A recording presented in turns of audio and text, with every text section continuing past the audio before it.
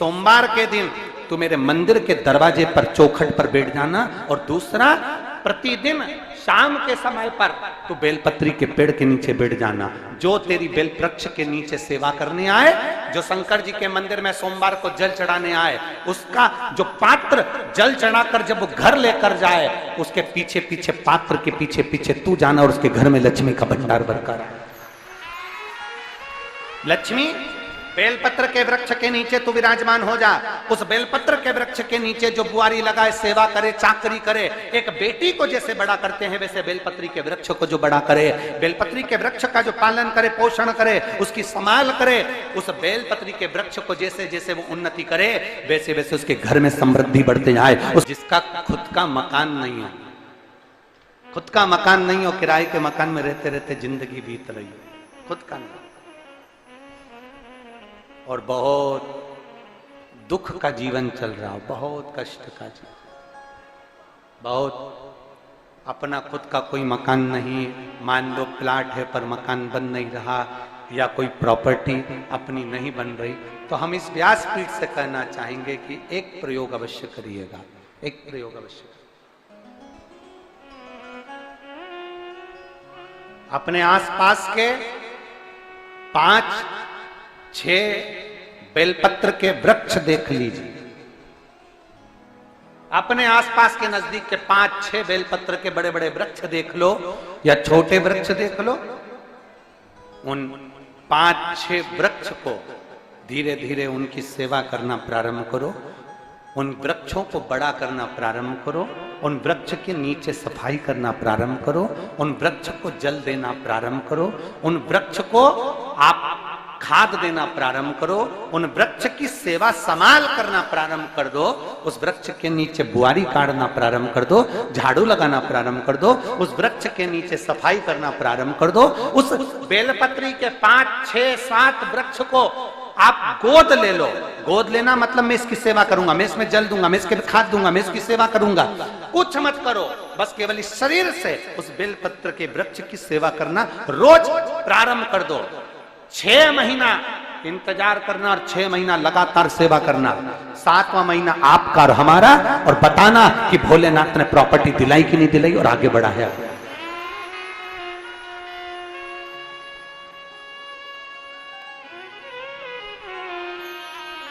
एक बेलपत्र का वृक्ष जिसके नीचे माता लक्ष्मी विराजमान होती है, एक बेलपत्र के वृक्ष के नीचे लक्ष्मी रहती है।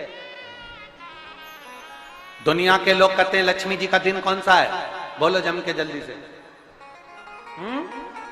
शुक्रवार। दुनिया के लोग कहते हैं लक्ष्मी जी का दिन शुक्रवार है, पर माता लक्ष्मी से पूछा जाए कि तुम्हारी माता ख्याति देवी नारायण भगवान के साथ तुम्हारी शादी नहीं कर रही थी, शंकर को लक्ष्मी दे रही थी, तब तुमने भगवान शंकर से विनती करी, भोले बाबा मैं नारायण से प्रेम करती हूँ, भगवान नारायण से मेरा विवाह हो। तो माता ख्याति देवी से शंकर भगवान ने विनय कर कर कहा कि लक्ष्मी जी का विवाह नारायण के साथ कर दिया जाए। भगवान नारायण के साथ जब लक्ष्मी जी का विवाह हो गया, तब लक्ष्मी जी हाथ जोड़कर बोलती हैं, बाबा मेरा विवाह नारायण के साथ हो गया, पर मैं आपके चरणों की सेवा करना चाहती हूँ, बाबा आप कृपा करिए कि मैं क्या करूं आपके लिए। शंकर भगवान कहते हैं, लक्ष्मी बस 2 चीजें कर दे, एक सोमवार के दिन तू मेरे मंदिर के दरवाजे पर चौखट पर बैठ जाना, और दूसरा प्रतिदिन शाम के समय पर तू बेलपत्री के पेड़ के नीचे बैठ जाना। जो तेरी बेल वृक्ष के नीचे सेवा करने आए, जो शंकर जी के मंदिर में सोमवार को जल चढ़ाने आए, उसका जो पात्र जल चढ़ाकर जब वो घर लेकर जाए, उसके पीछे पीछे पात्र के पीछे पीछे तू जाना, और उसके घर में लक्ष्मी का भंडार भरकर आए। लक्ष्मी बेलपत्र के वृक्ष के नीचे तू विराजमान हो जा।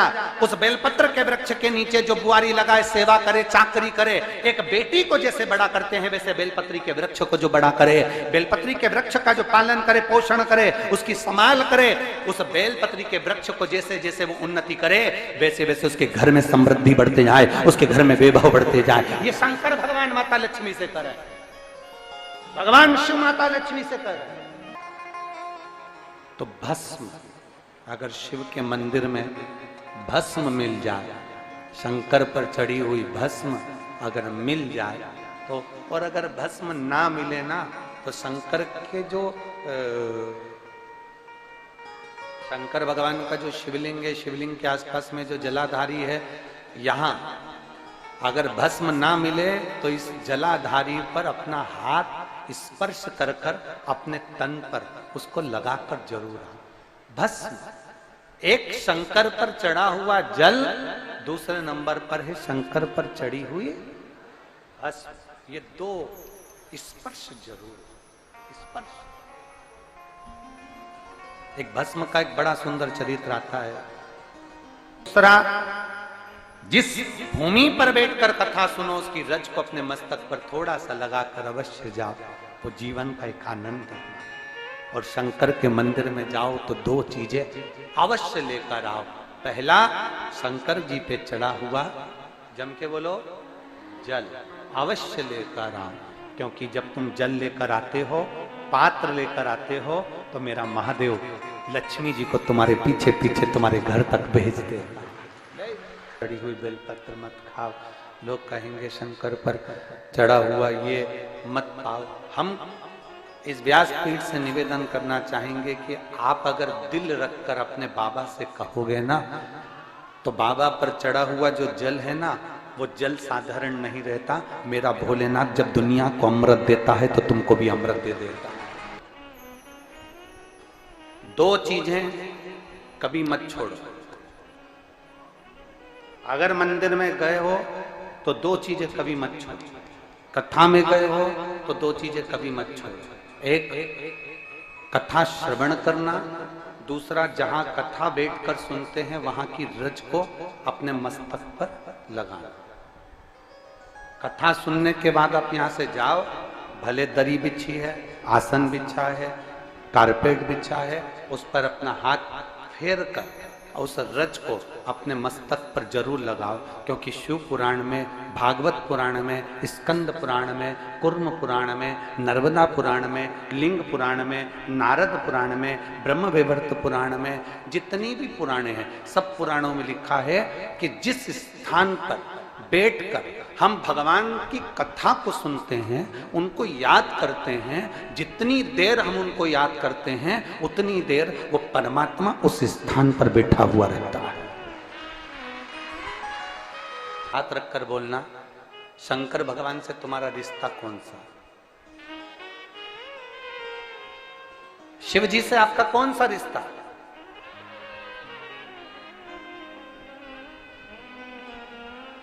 शंकर भगवान को आप क्या मानते हो? हमने आपको एक संबंध बताया था कि सीहोर कुबेरेश्वर धाम आपका मायका है, तो हम आपके भाई हैं, तो शंकर भगवान आपके पिता हैं, आपके बाप हैं, आपका बाबा है, आपका दादा है।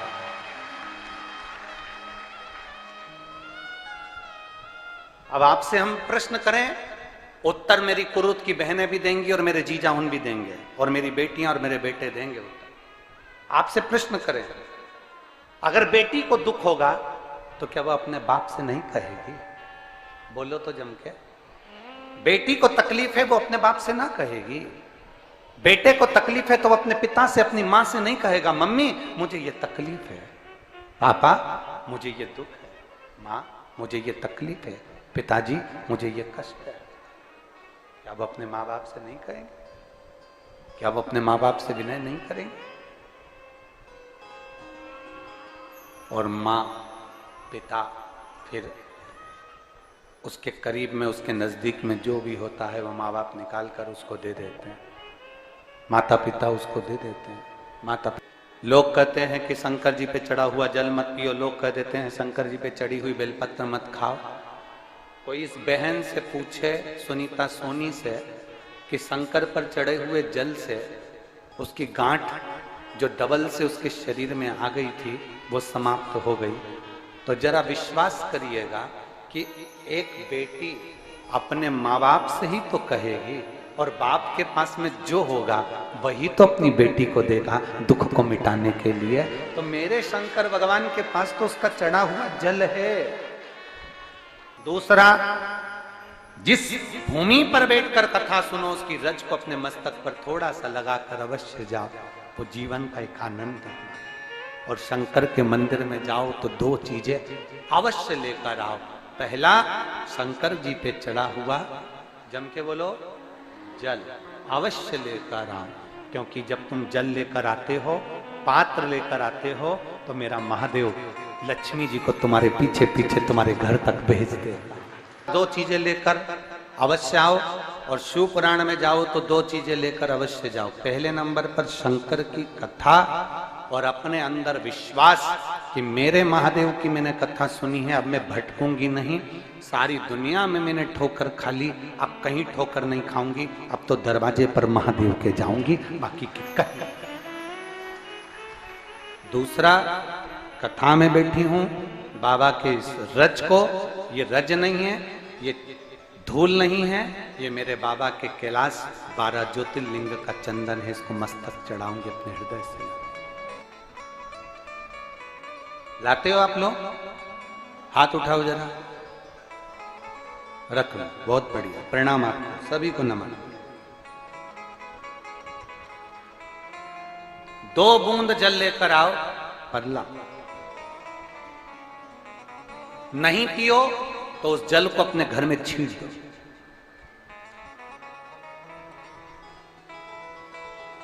नहीं पी सकते, उस जल को छींट दो। सारे घर के लोग नहीं पी रहे, उस जल को मटके में डाल दो, हंडे में डाल दो। 2 बूंद जल हंडे में डाला, सब पी गए। आपको अलग अलग किसी को देने की जरूरत नहीं पड़ी, किसी को नहीं। हंडे में डाल दो, मटके में डाल दो, सब उस पानी को पीना प्रारंभ।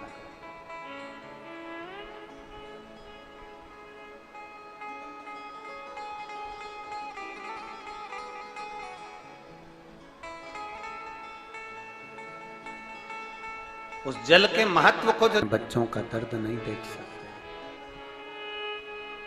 जब माता पिता अपने बच्चों का दर्द नहीं देख सकते, तो देव अधिदेव महादेव तुम्हारा दर्द कैसे देखेंगे? वो भी तो काटेंगे तुमको, वो भी तो कष्ट मिटाएंगे। 2 चीजें कथा में जाकर ले। एक, जहां जगह मिल जाए वहां बैठकर कथा सुनो। धूप लगे, पंडालों की इतनी व्यवस्था नहीं हो पाती है, पंडाल लगाने वाले, टेंट लगाने वाले टेंट लगा लगा के थक जाते हैं, तो अपने साथ एक छाता लेकर चलो। 2 पानी की जम के बोलो जरा, बोतल, बिछाने की दरी अपने साथ लेकर चलो। लोगों ने उमा महेश की कथा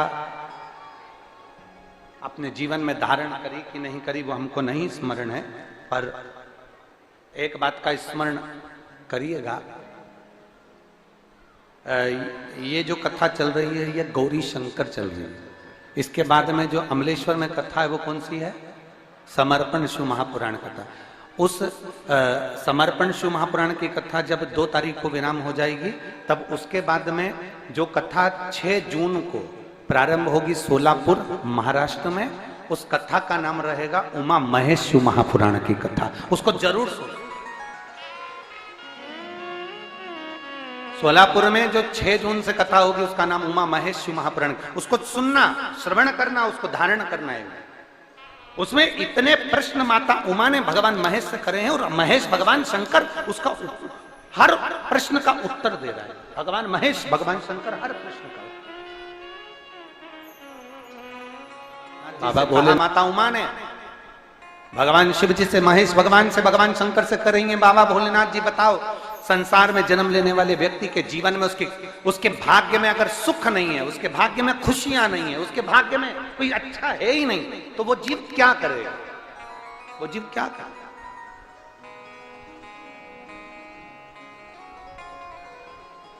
भगवान शंकर कह रहे हैं, पार्वती, संसार में जन्म लेने वाला मनुष्य अगर उसके भाग्य में सुख नहीं, उसके भाग्य में अगर खुशियां नहीं है, उसके भाग्य में अगर सुख नहीं है, उसके भाग्य में अगर अच्छा नहीं है, पत्रिका दिखा ली सुख नहीं है, कार्य कर कर देख लिया सुख नहीं है, तकलीफ उसकी जिंदगी में चल ही चल रही है, तो भगवान शंकर कहते हैं, भगवान महेश कहते हैं, उमा, उस मनुष्य को दूसरे का अच्छा करना प्रारंभ कर देना चाहिए, तो उसकी अच्छाई अपने आप सामने आना प्रारंभ